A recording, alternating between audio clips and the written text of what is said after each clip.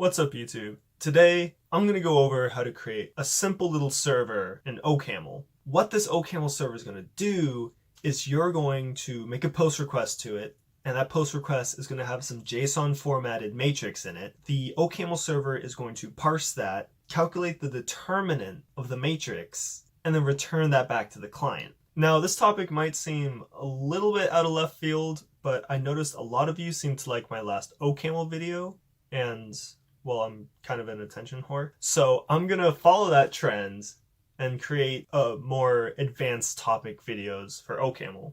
Because I can say from personal experience, it's hard learning OCaml because there's not a lot of YouTubers that cover it and the docs are not the best. No offense to anyone out there who writes OCaml documentation, but you're bad at your job. Moving on. Okay, we are going to get into the code. As you can see here, I have a lot of stuff commented out. That's because I actually already wrote this entire project, and because I am a dirty hack, I am just going to be uncommenting it as the video goes on because I don't feel like rewriting it all over again. So have fun with all of that. I did, however, mutilate my Dune file, and that's the first thing I'm going to get into. So OCaml as a language has Dune as its build project manager. So it's a pretty cool build system. What you want to do is declare an executable, and we're going to give it name equals server because it corresponds to this server.ml file. And make sure they're just in the same directory right here. I've played around with putting server in like a source directory. It doesn't work as well as you think. And be sure to import any libraries. So I'm going to be using these 3 dependencies. So let's head on over to server.ml, and this is basically all the code we're looking at. You can kind of just ignore this. Let me get this out of here. Get out of here. Okay, that's better. So we have server, right? So everything inside here is our server. We declare a callback with like connection, I guess that's a request, and then body. And we're going to turn this body stuff into a string. And we pipe that into data, which, oh, yeah, that's actually how that works. So, fun fact, I actually, in traditional comp-sci major fashion, I copy-pasted the base code of all this from GitHub because, as I said before, documentations for OCaml are very bad. So, don't at me because you know damn well you do it too. But I did change this code around. I made it my own. And I now think I fully understand how it works. So where were we? Yeah, you take in, it's a callback function. It takes in these 3 parameters. We're going to convert body into string. And that's actually going to be the data payload that comes in with our post request that we're going to make to this server. And we're going to call that data as the string version because I think too many bodies gets confusing. Wow, that sounded dark. Anyway, so once we have our data, we are going to print to standard error is body. Because what happens is when we print to standard out, that's what's going to be sent back to the client. So if we want to see what we're actually printing in the console, we're going to have to use eprintf, which is print to standard error. So we're going to print out what the body is, and then we're going to flush standard error, and then we're going to print back, I'm a server, because, well, that's a true statement. This is the OCaml server. And then we're going to do whatever this is. I'm not entirely sure still. Oh no, you know what this is? This is the actual return stuff. Yeah. So it's looking like we pipe the standard output of this into this as body. And we're going to give it an OK status. So it's going to have a status of 200. It's going to be OK. And we're going to give it whatever all this means. Eventually, we're going to give back a response with HTTP header 200 and this data that's saying I'm a server. That's what it's going to be. And so we define this callback, and we're going to run this when we initialize the server. So I'm going to print the standard error servers online, just so that way we know it's online. And then we're going to create the server TCP, but who cares about that? Port 2017, because that was my graduating year from high school, so I like that number. And we're going to go ahead and call server.make, which I guess makes the server. Yeah, and then we're going to go ahead and run server, which I guess is going to call this actual function, whatever this thing is, just it's going to run it. I mean, you get it. You don't have to fully understand it. Like, let's actually go ahead and try running this. So to run Dune, you just say Dune build, and then we're going to give it server.exe, which is a weird name for Linux, but on OCaml, everything is the executable name .exe. So if you actually go back and look at our Dune file, you'll see executable name server. So it's going to be server.exe. So we're going to go ahead and build that.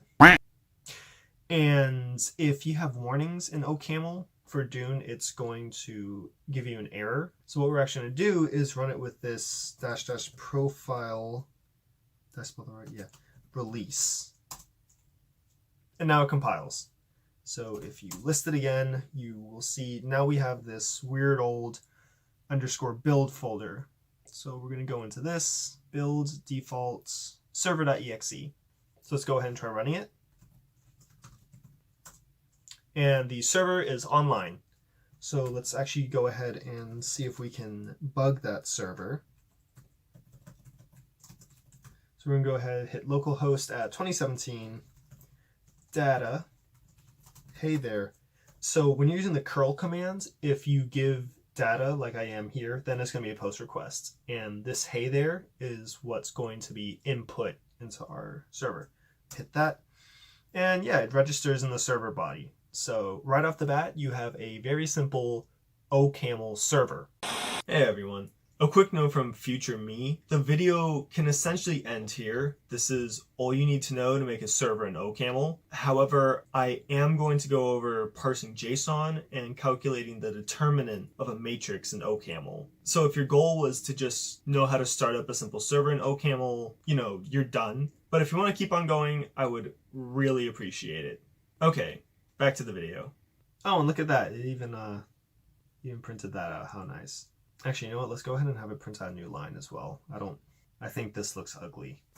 That was my bad. Okay, so we have this very basic server right now, but what a lot of servers have to do on the internet is process JSON. And in order to do that, we're gonna have to go ahead and use the yo.json library. So we're gonna go back to our Dune file, and we're gonna put in yo.json in here. So that way we can actually use that. So we have yo.json now, and I'm going to put some of this stuff, I'm going to write some of that stuff back in here. So instead of just sprintfing I'm a server, we're going to go ahead and parse our input data as basic yo.json. And I'm using yo.json.basic here because the regular yo.json module actually does not have a set parser as far as I know. I think you can pass in some sort of like JSON lexer or parser or whatever, but I don't know any of them, so I just want to use yo.json.basic. All right, and so what this is going to do is from string. So we're going to take in string data, we're going to parse this JSON and put it into this variable. So let it equals all that in, and right here I've got some crazy stuff. I'll get into what that is in a minute. So we have let JSON equals all this stuff in, and now I'm going to copy paste all this craziness right here and make a few changes because we're not quite here just yet. So the OCaml JSON type has a lot of different subtypes. You have like tick lists. I guess this is like slanted tick. So you have lists, which is, it's like a list in JSON. It's a bunch of different JSON stuff inside each other. And we only want it to be a list here and not anything else because we're going to have a list of lists. And that's going to be our matrix for when we calculate the determinant. So assuming it's a list L, we are going to let m equal listify, and I'll get to that in a minute. And then this is how we're going to calculate the determinant. And then we're going to sprintf that back to the console with a nice little new line. Well, we print it out to the client, not necessarily a console, but just, a client. So first again to listify and then determinant. But actually, I think I'm just going to... Yeah, I'll get to determinant in a minute. So with listify, this is my function for converting a JSON list of lists into a integer list of lists. And that's going to make it a lot easier for us to mess with it when we calculate the determinant. So with listify, inside here we have intify, but don't worry about that just yet. Only look at this code right here. So if it's an empty list, we're just going to return an empty list because that's like the base case. If the current thing you're looking at is another JSON list, that's like your inner list because it's a two-dimensional array essentially of JSON, then we're going to go ahead and call intify. I'll get to that in a minute. And then we're going to call listify on the next element in the upper level list. And anything else, we should probably raise an error. Now, intify, this is going to be run on the one-dimensional lists that make up the overall grid. And if we have an integer, then that's great. We will just return said integer because it's an int type. And then we'll just look at the next element in that second order list. And anything else, we raise the error. So this is our listify function. This will take in the JSON list that we got, L, which hopefully is a list of lists, and then it'll output a list of int lists, and that will be M for matrix. And then we're going to go ahead and calculate the determinant of M and then print that out, as I said. So let's go ahead and see how to do determinant. I'm going to open deter here, and we are also going to open it in this. And now we need to add a Dune entry for deter, which is the file I'm using to calculate determinants. So it's going to be called library name deter. And because we have two entries here now, we're going to have to give them both a modules entry. So just call like modules deter and then modules server. So once we got this, we can now use our deter.ml inside server.ml, which is good because we try opening it right here. So let's actually take a look at deter.ml. Okay, so this code isn't as important. It just calculates a determinant. Essentially, it takes in a list of integer lists and it outputs an integer. You don't actually have to make it calculate a determinant. I was just sitting in linear algebra and we were talking about it one day and I heard recursion and I immediately thought, OCaml. But the irony is I'm not using much recursion for this. It's mostly imperative implementation, which is probably kind of stupid, but that's not the main part of this project. Literally, you could just take in a matrix and return like the number 2, any number you want to return. I just thought it was cool to also do determinants. So yeah, really any int list to int hash you want to make to put in this file is fine, but I will have the code to this in the GitHub repo. So if you're really dead set on making determinants for whatever reason, by all means, go ahead and do that. So now that we call that function in here, now when we run the server, now I could go ahead and do all this Dune build stuff, but actually I created a makefile which calls all that for me, which is super lazy, but also pretty cool. And I've also got /run, which runs the exe file for me.